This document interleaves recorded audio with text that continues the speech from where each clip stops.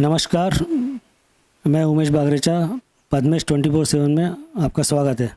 आज हमारी टीम, पद्मेश की टीम, ग्राम पंचायत डोंगरमाली में पहुंची है। और जैसा कि आप जानते हैं कि डोंगरमाली से भाजपा के विद्रोही के रूप में एक प्रत्याशी यहाँ से डोंगरमाली से ग्राम पंचायत के सरपंच मनोज लिल्लारे जी चुनावी मैदान में अपनी खम ठोकने जा रहे हैं। तो आज हम उन्हीं से चर्चा करेंगे कि आखिर वे भाजपा के एक कर्मठ सदस्य होने के नाते, सरपंच होने के नाते, उन्होंने एकाएक ऐसा कैसे निर्णय किया कि उन्हें भाजपा से बागी होकर अपने भाजपा के अधिकृत प्रत्याशी के विरुद्ध चुनाव मैदान में उतरना पड़ा है। सर्वप्रथम आपका पद्मेश न्यूज़ में बहुत बहुत स्वागत है मनोज जी। धन्यवाद। सबसे पहले तो यही पूछना चाहूँगा मैं कि आप भाजपा के कर्मठ सदस्य हैं, तो आपने भाजपा से ही विद्रोह क्यों कर डाला? सर्वप्रथम भारत माता के चरणों में सशत नमन। साथ ही क्षेत्र के समस्त क्षेत्रवासियों को मेरा प्रणाम।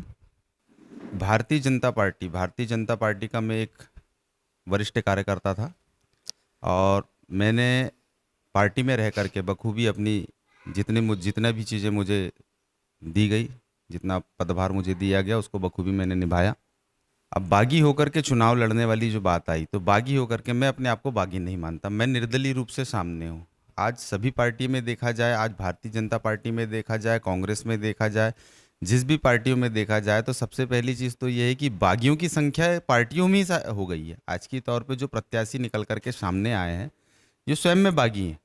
पार्टी में आज की तारीख में तो सारे प्रत्याशी ही बागी हैं। आप कांग्रेस से देख लीजिए, कांग्रेस में पिछले बार जिन्होंने खुल करके कांग्रेस का विरोध किया था और निर्दलीय प्रत्याशी के साथ में खड़े रह करके कंधे से कंधा मिला करके जिता करके जिनको लाया गया था, उन्हीं प्रत्याशी को इस बार पार्टी ने प्रत्याशी बना करके सामने लाया है। राष्ट्रीयकृत पार्टी की टिकट दे करके सामने लाया है। दूसरी जगह आ जाते हैं अपन भारतीय जनता पार्टी में, तो भारतीय जनता पार्टी में जिनको प्रत्याशी बनाया गया है, आज की तारीख में उन्होंने खुल करके भारतीय जनता पार्टी का अभी तक के अंतिम चरणों के, सरपंच चुनाव तक के अंतिम चरणों के और नगरपालिका चुनाव तक भारतीय जनता पार्टी का पूर्ण रूप से विरोध किया है। उसके बाद भी आज वो राष्ट्रीयकृत पार्टी की टिकट लेकर के आए हैं। तो ये बताइए, बागियों की संख्या तो खुद स्वयं पार्टी की टिकट लेकर के आए हुए प्रत्याशी में, तो हम फिर कहाँ से बागी हो गए? आज के समय में हम निर्दलीय रूप से सामने हैं और हमने किसी प्रकार की कोई बगावत नहीं की है। आज बागियों की संख्या जब पार्टी में आ चुकी, तो फिर हम क्या करें बताइए? नहीं, मगर भारतीय जनता पार्टी ने उनको जब अधिकृत प्रत्याशी घोषित कर दिया, तो ऐसे में भाजपा का समर्थन करना तो आपका दायित्व तो बनता था।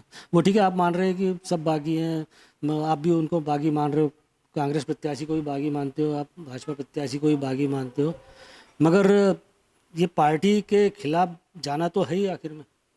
जी हाँ, पार्टी के खिलाफ तो जाना, लेकिन अपने अधिकारों की लड़ाई लड़ने के लिए तो हमको अपने अधिकारों की लड़ाई लड़ने के लिए सामने तो आना ही पड़ेगा। अगर हम बात पार्टी की करते, पार्टियों की हर सारी चीज़ों को अगर अपन लेकर के चलेंगे, बात को उनकी मानते चलेंगे, तो कब तक के माने बताइए? कब तक मान के चलते फिर आप भाजपा संगठन इतना कमज़ोर था कि भाजपा संगठन के विरोध के बावजूद भी मतलब प्रदेश नेतृत्व या राष्ट्रीय नेतृत्व ने जिले के भाजपा संगठन या आपका जो वारासिनी मंडल, खैरलांजी मंडल का जो भाजपा संगठन है, उनकी बात को तवज्जो नहीं दी? क्या मतलब इस संगठन ने विरोध नहीं किया, या किया तो फिर क्यों नहीं तवज्जो मिली? जी हाँ, देखिए, सबसे बड़ी चीज़ तो ये है कि जैसे कहने का मतलब, सर्वे जब आता है, जब सर्वे करने वाले जो लोग आते हैं, सर्वे वाली हमारी टीमें आती, सर्वे वाली टीम जो है वो शहर तक ही सीमित रह जाती है। ग्रामीण अंचल की किसी भी मतदाता, किसी भी कार्यकर्ता के बीच में आकर के सर्वे कभी नहीं होता। सिर्फ ग्रामीण अंचल के हर व्यक्ति को माना जाता है कि आपका अधिकार है मत देने का, आप मत दीजिए, वोट करिए और उसके बाद शांत रहिए। जब सर्वे की बात आती है, सर्वे शहर तक होता है, शहर से होने के बाद वहाँ से वापसी हो जाता है। उसके बाद अगर ऊपर ऊपर लेवल की बात करें अपन, जैसे भोपाल लेवल के जो नेताओं ने, जो भोपाल लेवल के हमारे नेतागण हैं, उन लोगों ने जिस हिसाब से इन लोगों को टिकट दी है, तो सबसे बड़ी चीज़ कि नीचे स्तर में जो हमारे वरिष्ठ जो नेतागण हैं, जिनको टिकट मिलना था, आज विरोध इतना किया गया। विरोध के बारे में सारे मीडिया में आया, सारे न्यूज़ चैनलों में आया कि विरोध प्रदर्शन भारतीय जनता के कार्यकर्ताओं ने, हर स्तर के कार्यकर्ताओं ने विरोध प्रदर्शन यहाँ से भोपाल तक जाकर के किया। अब सुनवाई नहीं हो पाई, इसकी वजह तो स्वयं ऊपर के नेता जाने। सुनवाई क्यों नहीं हुई आखिर? सुनवाई नहीं होने की वजह मैंने आपको बताया। वजह यही है कि जब ऊपर के स्तर के जो हमारे आते हैं नेता यानी जो भिजवाते हैं अपने साइड में कि भाई आप सर्वे करके आइए, तो सर्वे सिर्फ शहर तक सीमित करवा देते हैं और वहाँ अपने अपने लोगों को बैठलावा करके सर्वे करवा के उसकी लिस्ट पहुँचा दी जाती है। अच्छा, प्रत्याशी की घोषणा होने के बाद आप लोगों का एक सम्मेलन हुआ था जिसमें पूर्व विधायक डॉक्टर योगेंद्र निर्मल भी थे, और उसमें काफ़ी ऐसा हुआ था कि एकजुटता दिखाते हुए भाजपा का एक अलग बैनर तैयार करके निर्दलीय के रूप में कोई प्रत्याशी सामूहिक रूप से खड़ा होगा जो चुनौती देगा। तो वो जो आपकी बैठक हुई थी 19 तारीख को शायद, तो वो तो पूरी टाँटा फीस हो गई क्या?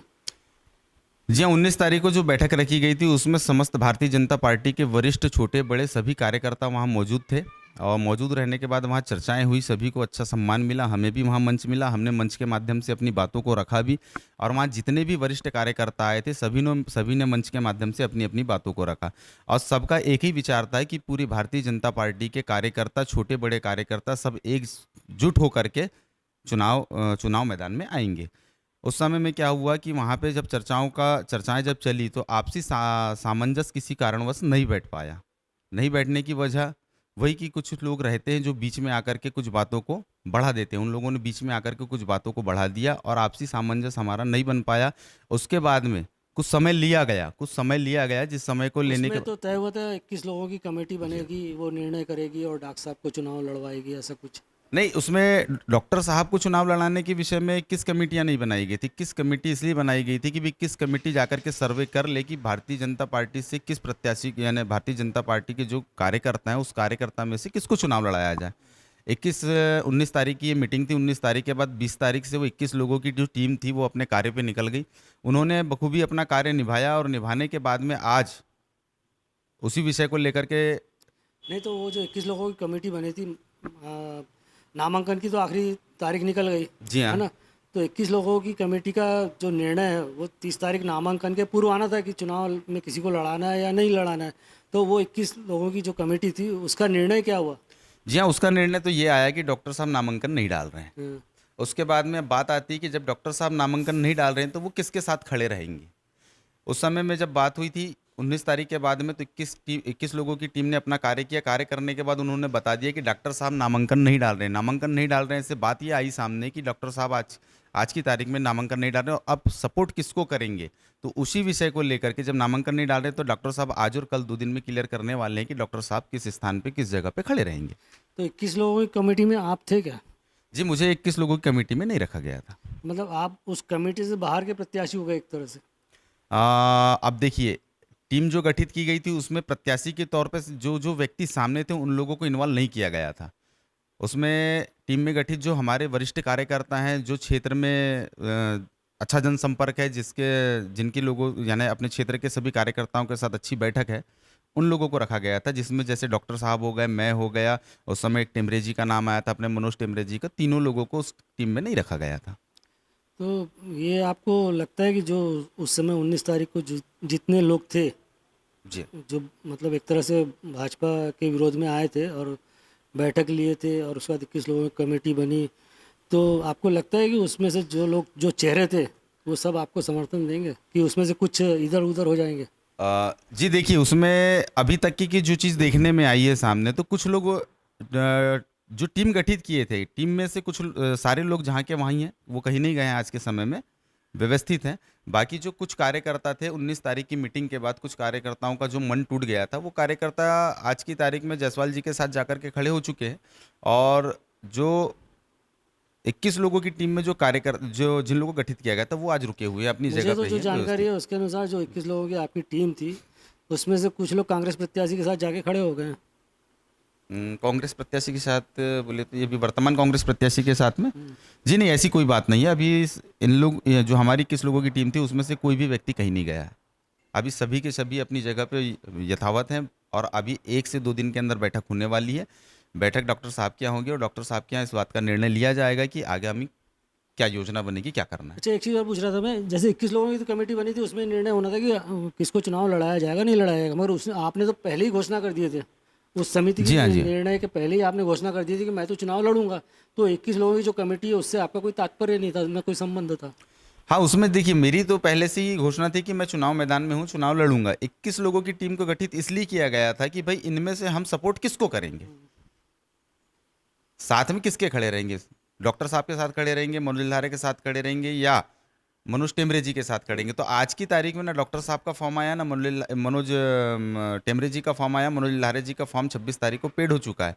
अब इसके बाद आज बैठ करके निर्णय लिया जाएगा कि भाई जो टीम गठित हुई थी वो टीम का निर्णय कहाँ जाएगा। तो अब फॉर्म एक ही है, तो शायद क्लियर हो जाता है कि पूरी 21 लोगों की टीम मेरे साथ खड़े रहेगी। तो आपको लगता है कि संगठन आपके साथ जी हाँ, मुझे रहेगा? पूर्ण विश्वास है संगठन पे, संगठन आज मेरे साथ खड़ा रहेगा। अच्छा, ये तो अब चूंकि अब उस 21 लोगों की कमेटी वाले जो संगठन बना था आपका, जो एक समूह बना था, उसमें से कोई प्रत्याशी नहीं है, इसलिए मजबूरी है उसकी कि अब वो आपको समर्थन दे। बाय द वे, यदि वहाँ से कोई खड़ा हो जाता तब आप क्या करते, और आपने फिर खड़े रहते नहीं रहते? देखिए आज इसको अपन मजबूरी तो नहीं बोलेंगे पार्टी की, क्योंकि पार्टी खुद समर्पित है। और अपने जो पार्टी के पुराने कार्यकर्ता हैं वो स्वयं में चाहते कि हमारे बीच में का कोई व्यक्ति रहे। जिस समय में पार्टी के सभी लोगों ने विरोध प्रदर्शन किया था, लास्ट तक विरोध प्रदर्शन किया था, तो इसी बात को लेकर के विरोध प्रदर्शन किया था कि हमारे बीच का कोई ना कोई कार्यकर्ता सामने आए और कार्यकर्ता को टिकट दी जाए, चाहे वो बड़ा कार्यकर्ता रहे, चाहे वो छोटा कार्यकर्ता रहे। पूरी भारतीय जनता पार्टी मिलकर के उसका काम करेगी, पर कल का आए हुए बागी का काम नहीं करेगी। आज भी मुझे ये विश्वास है और ये इस बात को लेकर के मैं पूर्ण रूप से आश्वस्त हूँ कि आज मेरी पार्टी के जितने भी कार्यकर्ता जो मौजूदा डॉक्टर साहब के साथ हैं वो मेरा कार्य करेंगे। इसके लिए मैं पूर्ण रूप से आश्वस्त हूँ। और नहीं करे तो? अब देखिए समय बताएगा, अगर नहीं करेंगे तो भी हम मैदान में ही हैं। मैदान में रहेंगे? जी हाँ। अच्छा, आपने ये निर्णय कैसे ले लिया है कि मैदान में उतरने का निर्णय क्यों लिया? हाँ, देखिए क्या होता है इसमें भाई साहब, एक विषय ये है कि क्योंकि आप राजनीति में, जैसा कि मेरे ख्याल से आप जो सरपंच पद भी पहली, मतलब राजनीति में पहली बार ही आए आप सरपंच के जी हाँ, रूप जी में, हाँ, जी है ना? अभी 2 साल पहले जो सरपंच का चुनाव है उसी में आप राजनीति में आए, मतलब एक्टिव राजनीति में। जी। तो एकाएक आप सरपंच बन गए और फिर एकदम से विधानसभा में, मतलब यानी एकदम से ऊपर चढ़ने की कोशिश कर रहे हो आप। जी हाँ, ये इसमें ऐसा है कि लगभग 2003-2004 के बाद से, जब से मेरा मतदान आया, तब से मैं भारतीय जनता पार्टी से जुड़ा हुआ रहा।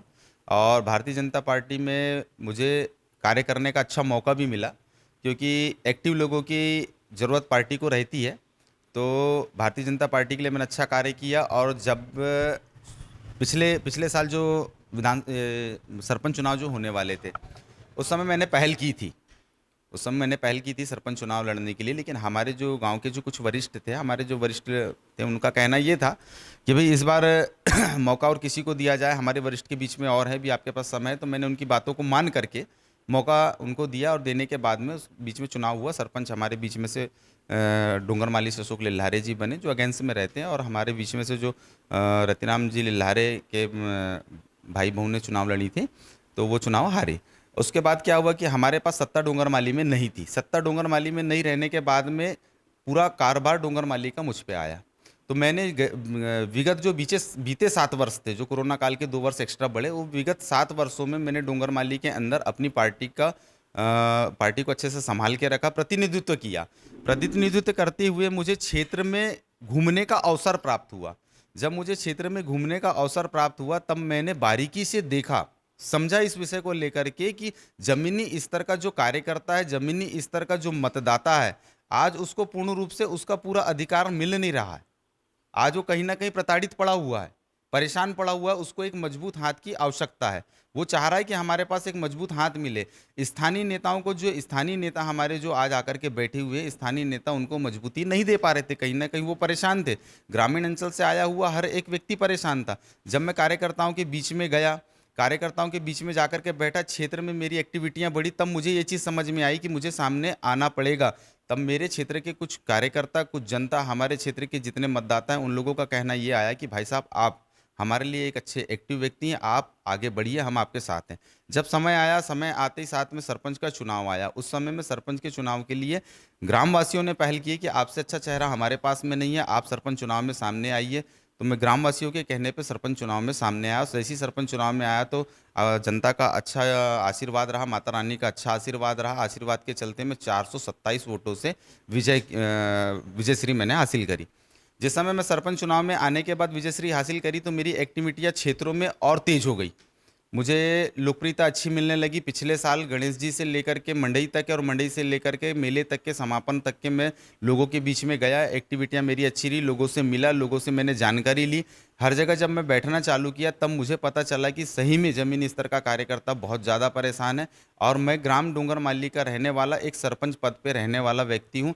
मैं ज़्यादा कुछ नहीं तो कम से कम अपनी ग्राम पंचायत डोंगरमाली को प्रभावित कर सकता हूँ, इतना मेरे सरपंच होने के नाते प्रभावित कर सकता हूँ। उसके बाद में इतना अच्छा कार्यकर्ता रहने के बाद में यहाँ की स्थानीय नेताओं ने हमारे तरफ में ध्यान नहीं दिया। इसका मतलब ये है कि जब एक कार्यकर्ता के तरफ में आप ध्यान नहीं दे सकते हो तो बाकी जो जितने मतदाता पड़े, जमीनी स्तर के कार्यकर्ता पड़े, इन पे आपका क्या ध्यान होगा। अच्छा, यदि डॉक्टर योगेंद्र निर्मल को भाजपा प्रत्याशी बना देती तो भी आप लड़ते? जी हाँ, देखिए मैंने मानसिकता तो ऐसी बनाए रखा था, पर डॉक्टर योगेंद्र निर्मल जी को अगर मान लीजिए भाजपा प्रत्याशी बनाती तो मुझे अपने कार्यकर्ताओं के साथ बैठ करके विचार मंथन करना पड़ता, क्योंकि हमारे वरिष्ठ हैं वो। हमारे वरिष्ठ होने के नाते हमारे पार्टी के अच्छे प्रमुख माने जाते हैं और प्रमुख होने के कारण मुझे विचार तो करना पड़ता। अच्छा, आप बोलते हो कि जो ग्रामीण अंचल के कार्यकर्ता या जनता है उनकी सुनते नहीं करके ये नेता लोग, तो 5 साल तो डॉक्टर योगेंद्र निर्मल का भी कार्यकाल रहा। जी हाँ, पूर्व में डॉक्टर योगेंद्र निर्मल जी का कार्यकाल 5 साल रहा ना। हाँ, तब तो सुनवाई हुई होगी। जी हाँ, देखिए अगर हमारे स्तर के जो कार्यकर्ता थे उस समय जाते थे, हम लोग उस समय में कमान संभाले हुए थे, डॉक्टर साहब हमारे विधायक नहीं बैठे तो हुए उस थे। समय फिर विकास हो गया होगा पूरा अच्छे से। देखिए विकास क्षेत्र की अगर बात करें तो विकास तो मैं दो चीज, ये सब रोड बनाना, ये बनाना, आपने सुना होगा बाउंड्री वॉल बनाना, ये सब चीज़ों को तो मैं पहले से विकास नहीं मानता। इनको तो मैं सिर्फ कर्म मानता हूँ। जनता ने अपना कर्म करी है, नेता को अपना कर्म करके देना विकास है। किसको मानते हैं? विकास मैं मानता हूँ शिक्षा, स्वास्थ्य, पलायन, किसानी। तो 5 साल में जो डॉक्टर योगेंद्र निर्मल का कार्यकाल था उसमें फिर ये समस्या का हल क्यों नहीं हुआ? उस समय में प्रशासनिक अमले के ऊपर में और शिक्षा के ऊपर में, स्वास्थ्य के ऊपर में हमारे डॉक्टर योगेंद्र निर्मल जी का काफ़ी हद तक अच्छा ध्यान था। हम्म, अपने कार्यकाल में उस समय में डॉक्टर योगेंद्र निर्मल जी ने हमें एक हॉस्पिटल भी दिया डोंगरमाली में।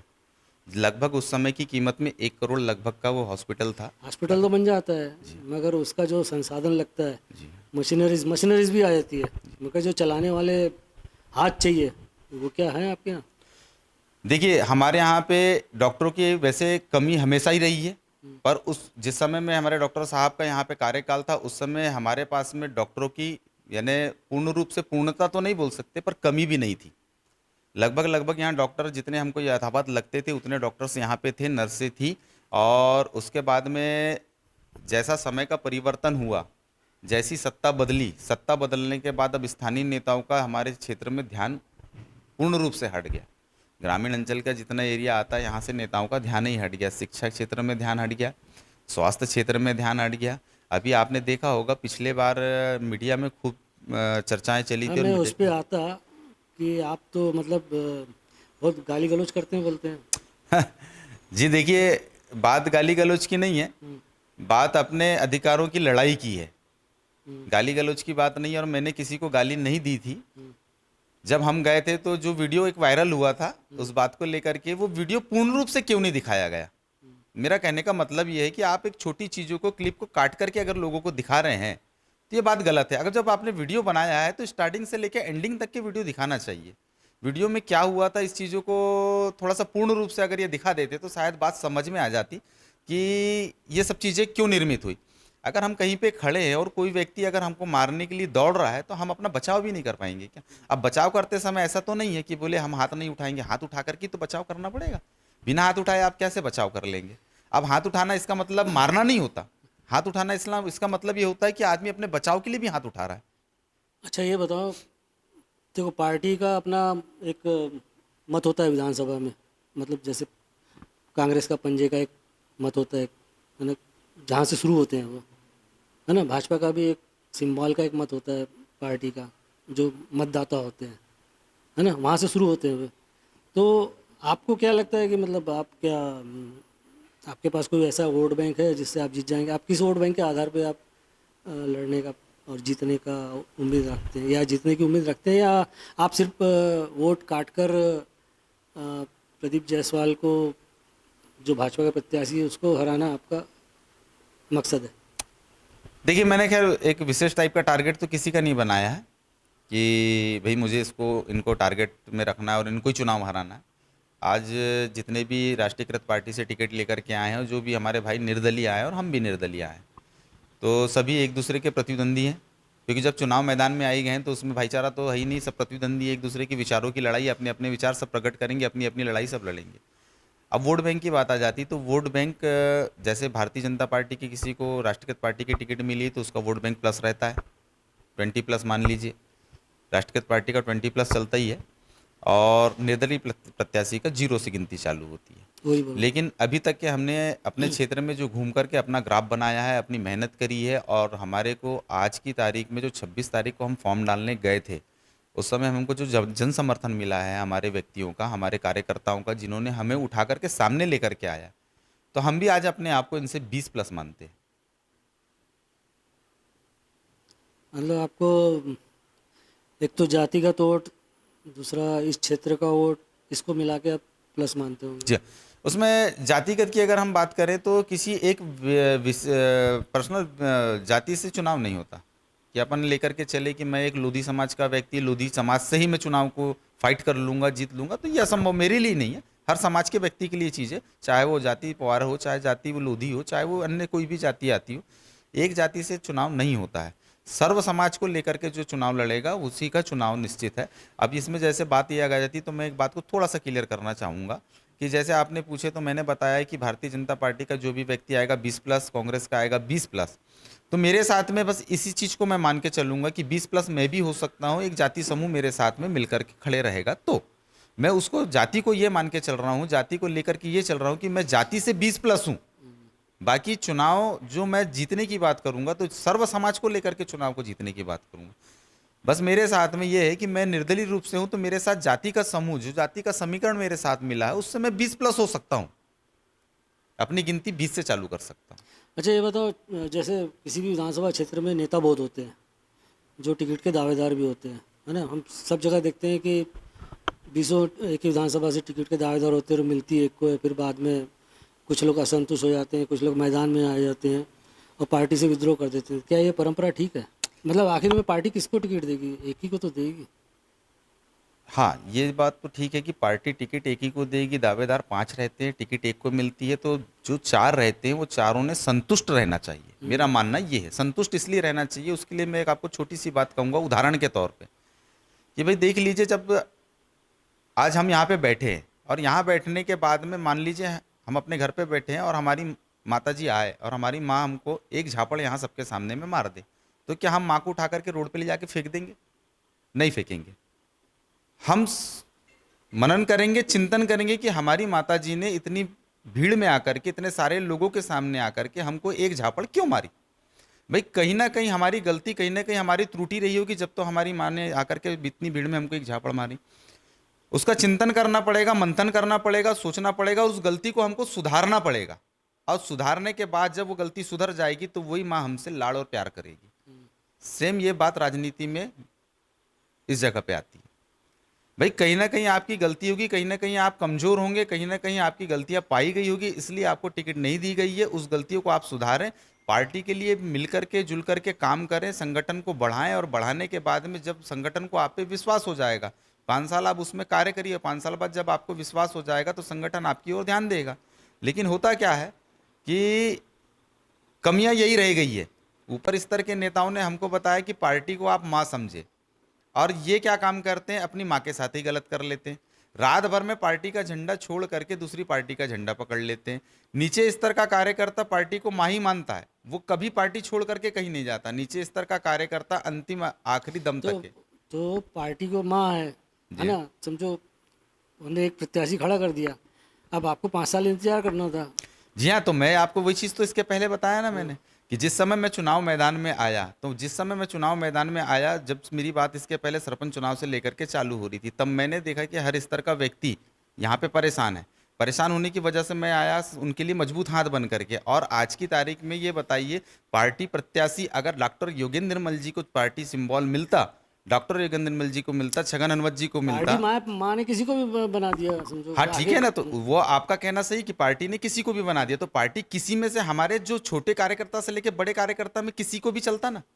आपने तो ठीक है, चलिए एक कहीं से भी उठा करके किसी व्यक्ति को लाया और बोले आप अब इसका दामन थामिए, तो तो कैसे दामन थाम लेंगे हम तो बताइए। पार्टियां करती जो तो पार्टी ने जब हमको माँ आपकी बोलना जो सिखाया सरकार भी है। बनी बीजेपी की, उसी उससे हाँ बनी है। ठीक, तो ये बताइए, पार्टी को आज बड़े स्तर के नेताओं ने बताया कि माँ बोलिए, तो फिर इनने अपनी जगह में रह करके माँ क्यों नहीं बोले? इनने बोलना था ना। इन्होंने अपनी जगह पे रह करके पार्टी को माँ बोले, तो अपनी जगह पे रह करके आज बैठे रहना था, आज 5 साल इंतजार करना था, 5 साल इनको इनकी पार्टी टिकट देती, 5 साल बाद इनकी पार्टी इनको टिकट देती, दूसरी पार्टी में इन्वॉल्व होने की, आने की क्या जरूरत थी? आप देखिए पिछले साल घोर विरोध चला कांग्रेस में, घोर विरोध के चलते क्या हुआ, परिणाम देखे आपने क्या हुआ। अच्छा, आप यदि जैसे चुनाव लड़ रहे हैं और जीत के प्रति आश्वस्त हैं?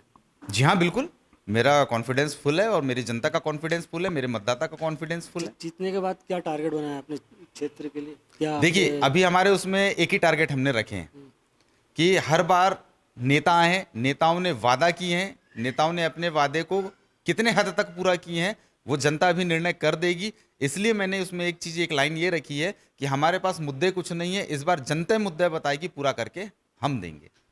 अच्छा, आप राजनीतिक परिवार से नहीं आते हो, कहीं मतलब बैकग्राउंड आपका नहीं है, और एकाएक आप राजनीति में आके सरपंच बन गए, तो और ये विधायक का चुनाव भी लड़ने लगे, तो आपको राजनीति में आने की इच्छा कैसे होगी? जी हाँ, वही चीज़ मैंने बताया था कि पिछले बार जब मैंने पिछले चुनाव में मैंने जब अपना नाम दिया सरपंच चुनाव के लिए, तो नहीं, नाम तो बाद में दिया आपने, पहले आपकी इच्छा कैसे होगी कि मैं सरपंच में चुनाव में नाम दूं अपना? मतलब आपका राजनीति में आने का कहाँ से आपको मतलब प्रेरणा मिली? अच्छा प्रेरणा, जी हाँ, जिस समय में मैं वही चीज़ मैं स्टार्टिंग में आपको बता रहा था कि सरपंच चुनाव, उस समय में क्या हुआ था, हमारे रतिराम भोवली लारे जी डोंगर माली हमारे बड़े भाई हैं, वो मेरे प्रेरणा सूत्र रहे हैं। और जिस समय वो राजनीति करते थे तो उनके कंधे से कंधा मिला करके हम लोग चला करते थे। जब हमने देखे कि हमारे रतिराम भाऊ का कार्य करने की शैली बहुत अच्छी है और एक वरिष्ठ के होने के नाते हम उनका खुल के सपोर्ट करते थे। जब हमें ऐसा समझ में आया कि रतिराम भाऊ अब राजनीति से हटने वाले हैं, तो हमने एक लगाया दिमाग कि रतिराम भाऊ के बाद इस क्षेत्र की राजनीति को कोई कौन संभालेगा। तो उनके 2 सुपुत्र हुआ करते थे, 2 सुपुत्र में से एक जो बड़े वाले सुपुत्र थे उनका देहांत हो चुका था, और जो छोटे वाले थे वो जॉब में लग चुके थे, गवर्नमेंट जॉब में। अब उनके पास में कोई नहीं बचा था। उस समय में रतिराम भाऊ का, हमारे भाऊ का कहना आया, हमारे क्षेत्र की जनता का कहना आया कि जिस हिसाब से आप रतिराम भाऊ के साथ में कंधे से कंधा मिला करके चलें, तो आपको इस ग्राम डोंगर माली का अच्छा नॉलेज हो चुका है, और हमारी नज़र में आप ही एक ऐसे व्यक्ति जो इस चुनाव ने सरपंच यहाँ बन सकते हैं।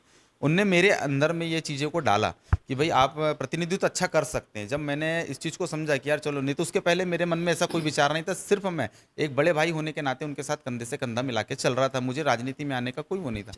लेकिन उस समय मुझे ऐसा लगा, सब लोगों का कहना आया, तो मैंने बोला चलिए भैया आप लोग अगर ऐसा कह रहे तो हम पहल करते हैं। जब मैं समाज में, लोगों के बीच में, मतदाताओं के बीच में जब जाना चालू किया और उनकी परेशानियों को जब समझने के बाद मुझे ऐसा लगा कि यार निचले स्तर का कार्यकर्ता जो बैठा हुआ है, सही में इसको एक मजबूत हाथ की आवश्यकता है। तब जाकर के मैंने प्रण किया कि मुझे राजनीति में आना पड़ेगा। अच्छा, अंतिम प्रश्न जी, आपसे। अभी भाजपा संगठन या ऊपर के नेताओं ने या जिले स्तर के नेताओं ने प्रयास किया कि आप बैठ जाओ करके, ऐसा कुछ? नहीं, अभी मेरे साथ में ऐसा कोई प्रयास नहीं हुआ है। किसी वरिष्ठ नेताओं का मुझे फ़ोन नहीं आया है, किसी संगठन का मुझे कोई फ़ोन नहीं आया है कि आपको बैठना है। इस प्रकार का मुझे संगठन से भी कोई और यदि प्रेशर ऐसा कोई दबाव आएगा तो क्या आप बैठ जाएंगे? हाँ जी बिल्कुल, क्यों नहीं बैठेंगे, अगर वो हमारी शर्तों को मान ले तो। हमारी शर्त है एक, क्या शर्त है? शर्त हमारी हम बिल्कुल खुल के बताएंगे आपको। हमारी शर्त यह है कि भारत देश की मतदाता सूची से मनोज लिल्हारे का आप नाम काट दीजिए, मनोज लिल्हारे बैठ जाएगा, कोई तकलीफ नहीं है। अच्छा, जो आपका जो अभी विरोध वाला संगठन बना था, 21 लोगों की कमेटी बनी थी, वो बोलते कि यदि आप बैठ जाओ तो?